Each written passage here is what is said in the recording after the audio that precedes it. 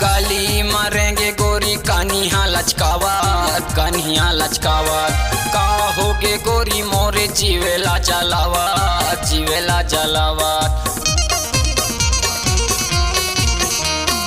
गाली मारेंगे गोरी कान्हिया लचकावत, कान्हिया लचकावत। का होगे गोरी मोरे जीवेला जलावत, जीवेला जलावत। तोरे माया मैं हाँ दीवाना हो गए वो, तोरे माया मैं हाँ दीवाना हो गयो ना। तोरे प्यार मैं हाँ दीवाना हो गयो ना, तोरे माया मैं हाँ दीवाना हो गयो ना।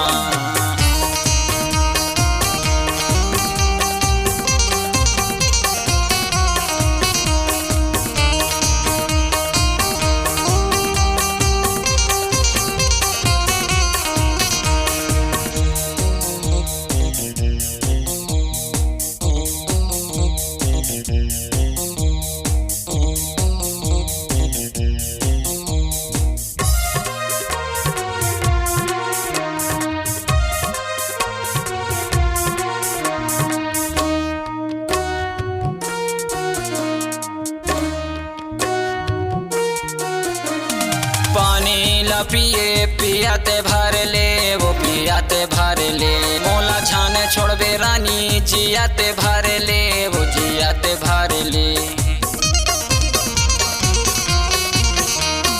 पानी ला पिए पियाते भर ले, वो पियाते भर ले। मोला छाने छोड़बे रानी जियाते भर ले, वो जियाते भर ले।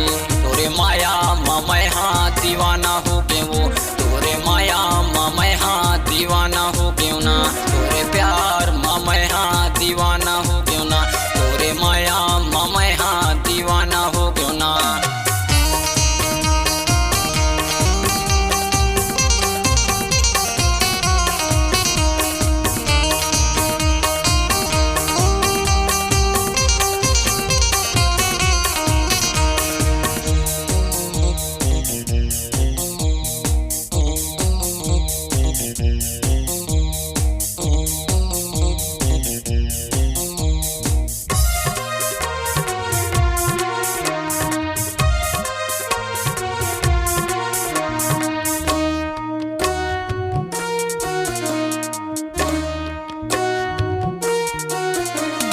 गाना लगा तो तरेंद्र मोर नाम, तरेंद्र मोर नाम। तोरे कारण गोरी हो गे हो बदनाम, हो गे हो बदनाम।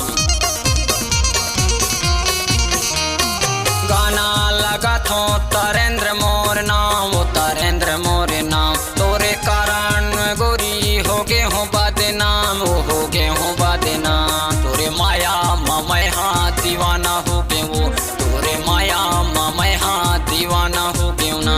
तोरे प्यार मैं हाँ दीवाना हो गयो ना, तोरे माया मैं हाँ दीवाना हो गयो ना। दीवाना हो गयो रानी, दीवाना हो गयो, दीवाना हो गयो ना। दीवाना हो गयो रानी, दीवाना हो गयो वो, दीवाना हो गयो ना। तोरे माया मैं हाँ दीवाना हो गयो ना, तोरे प्यार मैं हाँ दीवाना हो गयो ना। तोरे माया मैं हाँ दीवाना हो गयो ना, तोरे प्यार मैं हाँ दीवाना हो गयो ना। तोरे माया मैं हाँ दीवाना हो गयो ना, तोरे प्यार मैं हाँ दीवाना हो गयो ना। छत्तीसगढ़ी सांस्कृतिक लोक कला मंच ग्राम पिपरिया मोरमाया की सुरता। गायक तारेंद्र वाजपेयी, सहयोगी सोनू आहूजा। Mobile number 9302905670।